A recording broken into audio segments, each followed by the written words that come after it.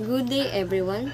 Let's start our task to have a calculus video challenge. Share your insights. So by the way, my name is Ayacharm B. Batonghinog from BSCE 1A. So our first problem is all about implicit differentiation. So we have a given here, y equals sine 2x plus 3y. So first, let's derive both sides with respect to x. So the y becomes dy over dx. And then the other sides becomes cosine 2x plus 3y. Because the derivative of sine is cosine, then let's derive the inner term. So 2x became 2. So maon na siya ang derivative niya plus dy. So let's use chain rule. So 3y.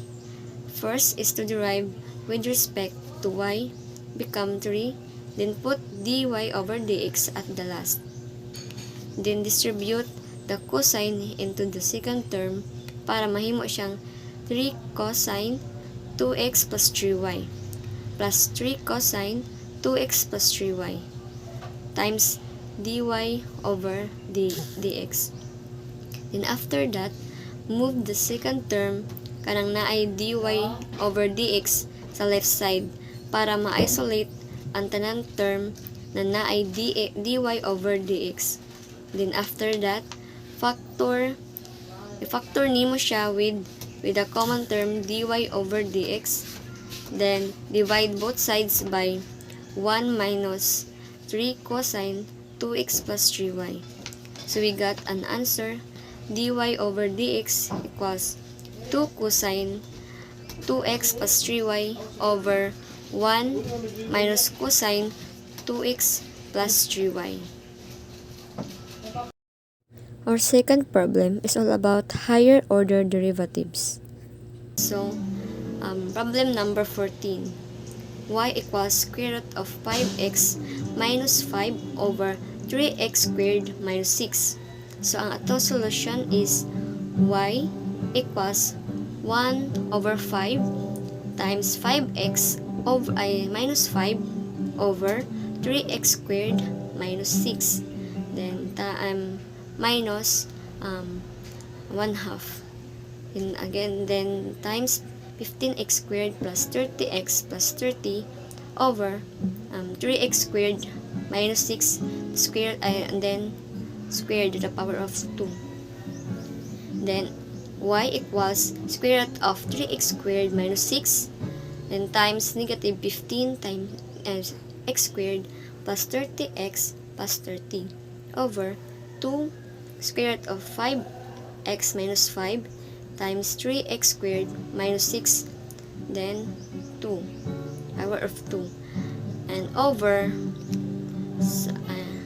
so next is the final answer is y equals negative 15 x6 plus 210 x to the raised to 4 minus 240 x cubed minus 300 x squared plus 480 x minus 120 over the square root of 15 x cubed minus 15 x squared minus 30 x then plus 30 times 4x raised to 5 minus 4x raised to 4 minus 16x cubed plus 16x squared and 16 times minus 16. So muna itong result sa higher order derivatives. Our third problem is all about maxima and minima. An open-top rectangular tank with square bases is to have a volume of 10 cum. The material for its bottom is to cost 15 per square meter and that for the sides 6 per square meter.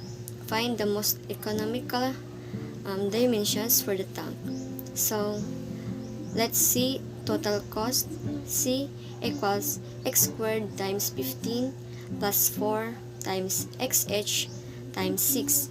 So, C equals 15x squared plus 24xh. So, muna ito ang equation number 1. So, to solve for h, we use the volume formula.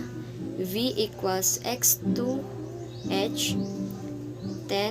equals x2h, and h equals to 10 over x squared. So, muna po na ato ang equation number 2. Diba, ang una is 15x cubed plus 24xh. So, ito equation 2 is h equals to 10 over x2. So, then, magawa na is substitute na to ang equation 2 and equation 1. So, c equals 15x squared plus 24x times 10 over x squared equals 15x2 plus 240 over x. So, next is d over dx.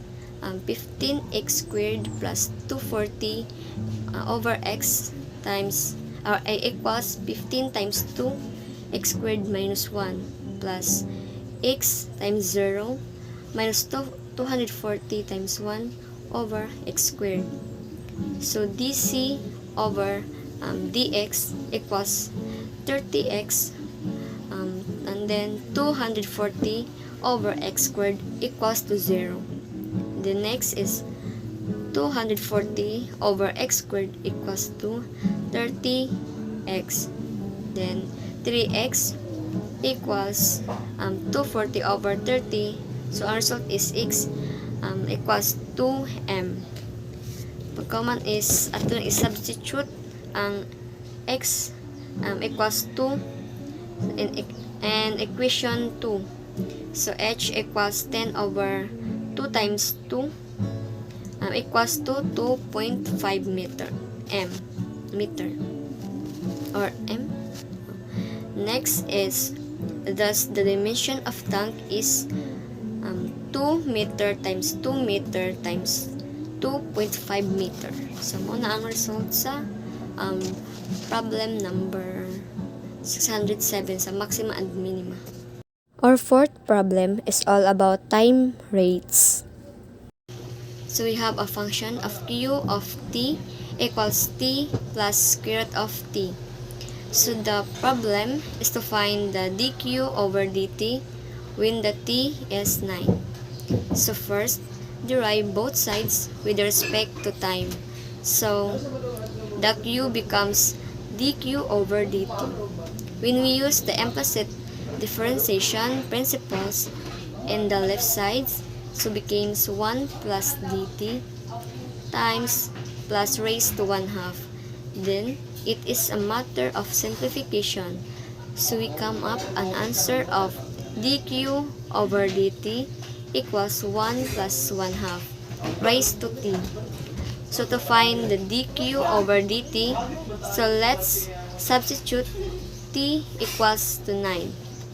So by plugging 9 in the t, so we come up an answer of dq over dt equals 7 over 6.